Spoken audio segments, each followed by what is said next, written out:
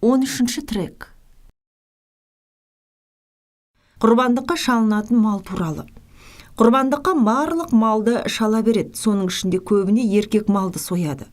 Шора атты поэмада батырдың әйелі түйеден нарды, жылқыдан айғырды, сиырдан өгізді, қойдан қошқарды алып, Тәңірімнен ұл сұрап барайық дейді. Ислам дінінің салты бойынша құрбандықты тек Аврамов пайғамбарды еске түсіру құрметіне құрбан айтта ғана мал сойылады. Ал қазақтар болса кез келген қиындық басына түскенде Тәңірінің атына малды құрбандыққа шалып, әруақтарының басына барып мінәжат ете береді. Мұндай ислам дінінен ауытқитын құрбандықтарды ертедегі пұттық діннің көріністерін бүркемелеу үшін садақа, құрбандық деп атайды. Құрбандыққа нар түйе сою, болған іске үлкен мән беру болып саналады. Құрбандыққа шалынатын түйе ақ нар болуға тиіс. Қазақта ақ түйенің қарны жарылды деген қанатты сөз бар. Бұл қанатты сөз үлкен мерекелерде айтылады. Мысалы, жақын адамдардың жорықтан немесе алыс сапардан оралғанында, көптеген бала көрмей зарыққандардың үйінде мұрагер дүниеге келгенде шамасы садақа, құрбандық есебінде болса керек. Осындай мереке қуаныштарға шын пейілділік және салтанаттылық мән беру мақсатында шынында да ерте кездерде түйенің қарнын жаратын болған. Ал қазір құрбандыққа түйені өте сирек сояды. Құрбандыққа шалынатын қой ақ түсті, басы сары немесе ақ, басында қасқасы болуға тиіс. Әдетте құрбандық малды сояр алдында қазақтар өздерінің батасында малдың түр-түсін атай кетеді.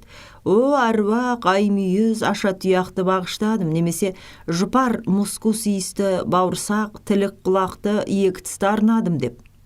Малдың жоғарыда аталғандай белгілері түр-түсі болмаса, отардың ішіндегі ең атаулысын сояды. Моңғолдарды отқа табынғанда ақсарыбас деп айтады. Қазақтар басына жамандық төнгенде көбінесе жылқы, мал ішіндегі өздері онша жақсы көрмейтіндерін атайды. Сояр алдында дәп бір ем жасап жатқандай садақаға аталған малдың аузын түкірігімен сілекейлейді. Қазақтардың космологиялық түсініктері. Бұл жерде дөп басып айту өте қиын.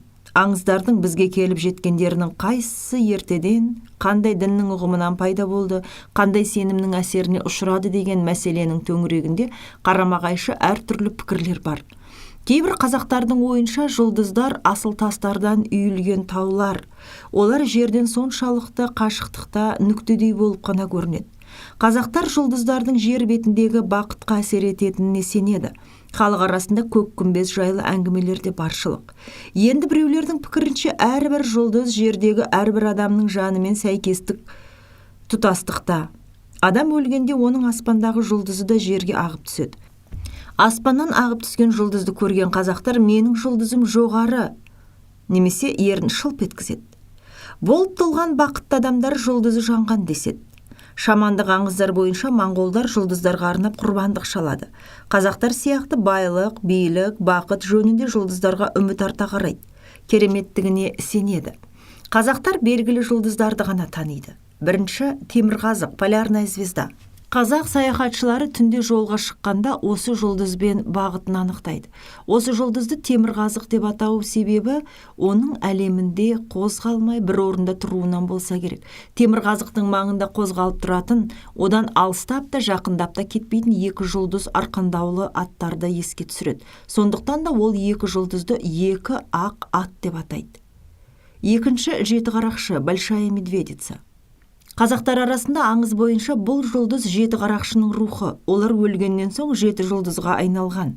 Тағы бір аңызда жеті қарақшы күні бойы ұрлық жасайды да түн бола өздерінің күндізгі жасаған күнәларына қайғырады. Жеті қарақшы өлгеннен кейін жеті жұлдыз болып кетіпті. Жеті ұрының тұтқынында үркердің қызы бар. Осы аңызды ертеден келе жатқан деп ойлауға негіз бар. Моңғолдар жеті қарақшыны жеті қарт шоқ жұлдыздары деп атайды. Құрбандыққа сүт, қымыз, мал бағыштайды. Банзаровтың айтуынша книги о молитве и жертвоприношении звездам и богам деген қолжазбада жеті қарт шоқ жұлдызы туралы өте маңызды кішкене ғана аңыз бар. Банзаров сол аңыздың қазақтардікіне ұқсайтынын айтпады ма екен? Шоқан Уәлихановтың ескертпесі. Үшінші үркер, Плеяд. Үркердің жеті қарақшыны үнемі өкшелеп жүретінін қазақтар жақсы байқаған. Жеті қарақшының топ басшысы Қыран қарақшы үркердің қызы Үлпілдекті мінгестіріп алып, үнемі қашып жүретін, және ол қызын құтқармақ болып қуып жүреді. Қазақтар үркерге қарап түннің қай сағаты екенін және жыл мезгілін анықтайды. 4. Бақташы жұлдызы Венера. Осы жұлдыз туғанда қазақ малшылары қойды түнемеге қотанға айдап келеді. 5. Шолпан жұлдызы Утренняя звезда, таңғы жұлдыз. Зодиак белгілері және оның шоқ жұлдыздары арабтар арқылы белгілі болған, бірақ атаулары біраз өзгеріске ұшыраған. Жұлдыздардың орналасу тәртібін ешкім білмейді. Қазақтарда олардың өз аттары бар. Құс жолы, Млечный путь. Құс жолы осы жұлдыздардың бойымен жыл құстары ұшып кетеді, ұшып келеді. Ай. Шамасы ай қазақтарда қасиетті планета болып саналған. Қазақтар жаңа айдың туғанын көргенде тәжім етеді. Жазда сол айға тәжім еткен жерден шөп жұлып алып отқа салады. Қазақтар айда кемпір бар деп айтады. Шамасы айдағы адамның бет пішініне ұқсас дақтарды айтады. Қазақтар айға ұзақ қарап тұрмайды, сескенеді. Айдағы кемпір кірпікті санап қояды деп, егер санап қойса адам өледі. Дәрет сындырғанда да бетін айға беріп отырмайды. Жалпы қазақтар айды құрметпен ауызға алады. Күн. Егер ай құдіретті болып саналса, онда күн де сондай құрметке бөленуге тиіс еді. Бірақ қазақтар арасында ондай құрмет салтты кездестіре алмаймыз. Банзаров та моңғолдар туралы осыны айтады. Мұның өзі таңданарлық жайт. Әлде алғашқы адамдар өздерінің нәрестелік пәктігімен, көпке мәлім күлкілі оқиғадағы ашық ауыздың айтқанындай, ай күннен артық, күндіз күнсіз де жарық. Демекші, бар артықшылықты айға беріп қоймады мекен деген келеді. Қазақтар күнге қарсы қарап тұрмайды, күнге отырғанда да алдын күнге бермейді. Күнге деген қошеметтің бізге белгілі бірақ салты осы ғана. Аспан шамандықтағы ең құдіретті жаратылыстың жаратушысы. Көк тәңірі көк аспан деп аталады. Қазақтар ұғымындағы бірінші аталатын сын есім көк, көріністі бейнелейді және заттық түсінікті білдіреді. Ал зат есім тәңірі көк атауының синонимі, баламасы, Алланы және Құдайды, Худа. Сондай-ақ даланың алыс түкпірлерінде, мысалы Қазақ ордасында көке тәңірі деген атау әлі кездеседі.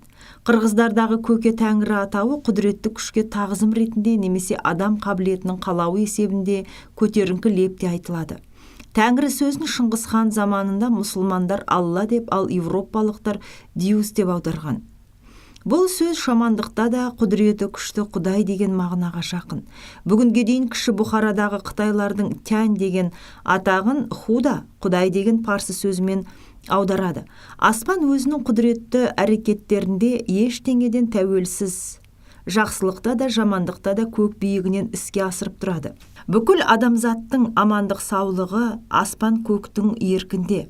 Тәңірі жарылқасын, көк соққыр, көк соққан деген сөз тіркестері шамандық кезде пайда болды. Жарылқамақ сөзі жарлық секілді моңғолша дзарлик ұқсастығы бар. Қазақша қалау, жағу, бір нәрсені жаны қалайды. Қалаулысы өзінің қалауында, және моңғолдың тағы бір сөзі дзаяға, аспан көктің қалауы, тағдыр деген ұғымды білдіреді. Аспанда да адамдар тұрады, олар белбеуді тамағынан буынады. Біз әлемнің ортасында тұрамыз, сондықтан да белбеуді белімізден буынамыз. Ал жер астында тұратындар, олардың да өздерінің күні, айы, жұлдыздары бар. Белбеуді аяқтарына буынады. Аспанда тұратын қазақтардың арасында өте бай кемпір бар. Аспан тұрғындарының тіршілігі де қазақтардікіндей, басқаша болуы мүмкін емес. Мұның бәрі қазақтар фантазиясының жемісі. Кемпір қосақ, радуга, кемпірдің қосағы. Қосақ деп ұзын арқанмен мойындарынан айқастыра тіркеп байлаған қой, ешкілер тобын айтады. Жоғарыда айтып кеткен аспан еліндегі бай кемпір есімізде. Кемпір қосақ сол бай кемпірдің қосағындағы әр түсті қойлар. Кемпір сол қойларын ылғи да жауыннан кейін сауады. Әуедегі құбылыстар. Күн күркіреу. Рашид әд-Диннің айтуынша, моңғолдар аспанның қаһары деп күннің күркіреуінен қатты қорқады. Қазақтарда күннің күркіреуін тәңірінің қаһарлы даусы, ал найзағайды шайтандарға атқан оғы Қаһарлы Құдай аспан көк не Алла тағала ма, бұл жерде айырып айту өте қиын. Құдіреттің атып жатқан шайтаны мұсылмандық шайтан ба, шамандық шайтан ба, ол жағын ажырату мүмкін емес. Күннің күркіреуіне байланысты мұсылман аңыздары қазақ аңыздарымен үндес, мазмұндас болып келеді. Қазақтардың айтуына қарағанда күннің күркіреуі періштенің айқайы, ал найзағай оның оғы. Шайтандарды қуып жүріп, сол оқпен атады. Осы әрекетті Құдайға қатысты айту мұсылманша әдепсіздік болып саналады. Бұл тұста меңгеріп алып кетіп тұрған идея шамандікі екені дау туғызбайды. Моңғолдардың діні буддизм, оларға мұсылман идеясы тарады деуімізге негіз жоқ. Бірақ оларда да найзағайды жын пері ыбылыстарға ататын оқ деп түсінеді. Күннің күркіреуіне байланысты мәлімдеген белгілі формулалар жәйттерге қоса көк айғыры кісінеді деп те айтады. Осылай айтылғаннан кейінгі жасалатын кәделер, отағасы үйдің иесі шөмішті қолына ала салып жүгіріп шығады да, киіз үйді айнала жүгіріп сабалап, сүт мол, көмір аз деп дауыстайды. Ал үйге қайтып оралған соң шөмішті керегеге қыстырып қояды. Күн күркірегенде босағаға сүт құяды деп те айтады. Осы кәделердің бәрі тек қорқыныштан ғана емес, молшылық, тоқшылық болсын деген игі ниеттен туған. Күн күркірететін аждаһа туралы біз естігеніміз жоқ. Құдайдың құдіретімен болатын күн күркіреу жайларды аждаһаға теңеуді ислам салты жақтырмайды, дәріптемейді. Құйын шамасы аласапыран табиғи құбылыс кезінде туатын тәңірінің бір кейпі ретінде. Құйынға тап болған қазақ түфу деп 3 рет түкіреді. Қидандар туралы Васильев мырза да осыны айтады. Табиғаттағы еліктіргіш күштер. Әбілғазының айтуынша түріктердің яда немесе джада деген бір атасы бар. Сол тастың кереметі арқылы жауын жаудырып, күн күркіретіп, найзағай ойнатады екен. Қазақтар ол тасты жай тасы деп атайды, яғни метеорит. Осы күнге дейін ол тастың сиқырлы кереметіне сенеді. Олар сол тастың құдіреті арқылы жауын жауғызады, ауа райын бұза алады. Жалпы өздері сондайға шебер. Қазақтар әртүрлі сиқырлық, көзбояушылықты жадылау дейді. Бұрынғы кезде қазақтар арасында жадымен дуаланғандар, бұзылған адамдар көп еді. Жадымен дуаланғандардың ауруы өте қатерлі. Бұл ауруды тек шаманның операциясы ғана жасалады. Шаман олардың ішін жарып, бір пәлекетті алып тастайды. Көбінесе жадылаумен бас айналдыруды қызғаншақ әйелдер істейді. Көптеген қазақтардың жадыдан өліп кеткенін ел арасында айтылып жүрген әңгімелерден білеміз. Біреуге құштар етіп, жадылау үшін немесе басын айналдыру үшін әртүрлі әрекет арбаулар барады. Олардың арттан арбауы орыс ертегісіндегі Мыстан Марина Добрыня Никитичті еске түсіреді. Көбінесе шекермен, қантпен немесе кепкен жүзіммен жадылап, керекті адамға амалын тауып жегізеді. Көзбояушылық пен арбау, жадылау қазақтарда әртүрлі аталады. Арбау одан арбын қырғызша, арбаушы қазақша сөзі шығады дейді. Қырғыздардың Манас жырындағы кейіпкерлер мен батырлардың бәрі де арбай біледі. Олардың астындағы аттары да тіл бітіп сөйлейді және құсқа, тағы басқа мақлуқтарға айналып кете алады. Олар арбын құлын сиқырлы ат деп атайды. Арбау арқылы қырғыздар өздерін әртүрлі пәлекеттерден, аурулардан қорғайды. Мұны да арбын дейді. Олар биік тауларда жүргенде ауа қысымының төмендігінен тұншықпастың да арбынын біледі. Қазақтарда арбау, дұғалау, дуалау, сиқырлау, ал арбаушы дұға оқу арқылы жадыланған, ауырған адамдарды айықтырушы, емші. Адамды жылан шаққанда уын қайтару үшін қазақтар сол шаққан жыланды ұстап алып арбайды. Егер арбау әсерлі болса, жылан сол жерде өлуге тиіс. Арбау сөзінің шыққан төркіні де, ертедегі мағынасы да дұғалау, дуалау болса керек. Қазақтар сихс деген парсы сөзінде қолданады. Сиқырлықты орындаушы, сиқыршы деп аталады. Адам бойындағы еліктіргіш күштер жайлы. Табиғаттың сұрапыл күштерінен әуелгі адам қорыққан, бірақ ол құбылыстардан жасырынуға, сөйтіп аман қалуға болатын еді. Бірақ сұрапыл күштер қайда, қалай пайда болатынын түсінбей, үнемі өзіне төніп тұратын беймәлім қорқынышты сезінетін. Сөйтіп алғашқы адам жан-жағын үрей қорқыныш билеген ортада тұрды. Күндіз көрген табиғаттың сұрапыл құбылысы түнде түсіне кіріп, түсінде де қорқытты. Қазақтардың ойынша тіл тек сөз арқылы ғана іске асады. Тілдің ғаламат соққыдан да күшті әсері бар. Тіл тас жарады, тас жармаса бас жарады. Егер қазақтарда сүйкімді бала өлсе, жақсы ат жоғалса, алғыр қыран қолдан ұшып кетсе, мылтық бұзылса, олар осының бәрін тіл тигеннен болды деседі. Көз әсері жағынан тілден кем емес деп түсінеді. Тырнақ. Қазақтар анттың орнына аспанға қарап тырнақтарын жалайды. Тырнақтағы сиқырлы күш барлық саусақтарға қатысты ма, әлде кейбір саусақтарға ғана қатысты ма, ол жағы бізге белгісіз. Буслаевтың айтуынша атаусыз саусақ шылдыршүмек өтірікке жол бермейді.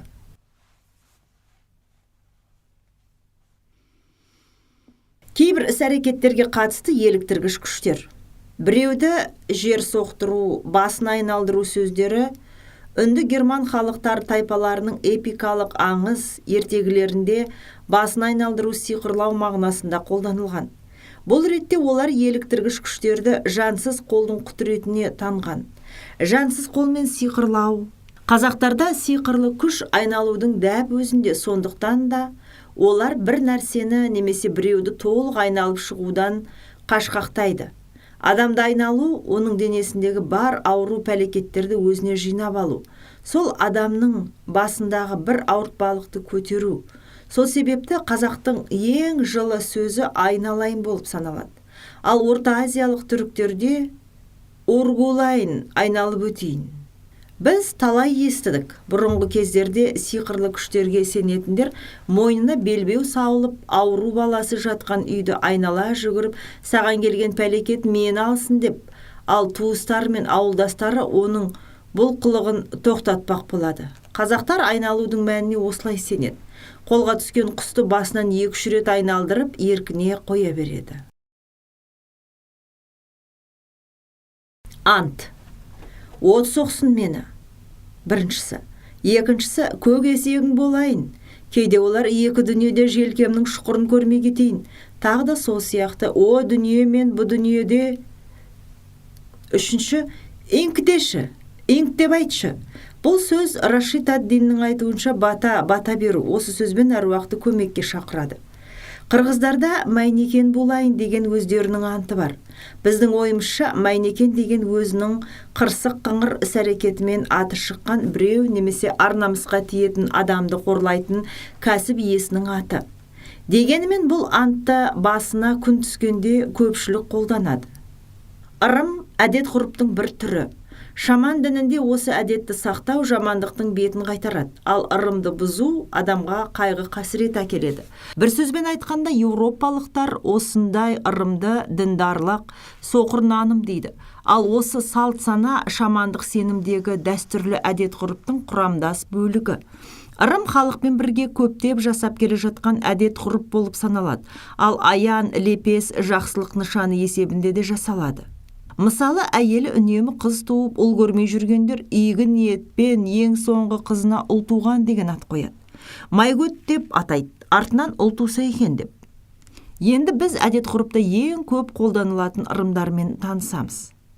Бірінші, жылқы малының бірі табында өгейсіп, жатырқап, шеттей берсе, иесі сол жылқының жалынан бір талын жұлып, аузына салып, иіскелеп, қалтасына салып қояды. Бұл ғұрыпта сілекейін алу деседі.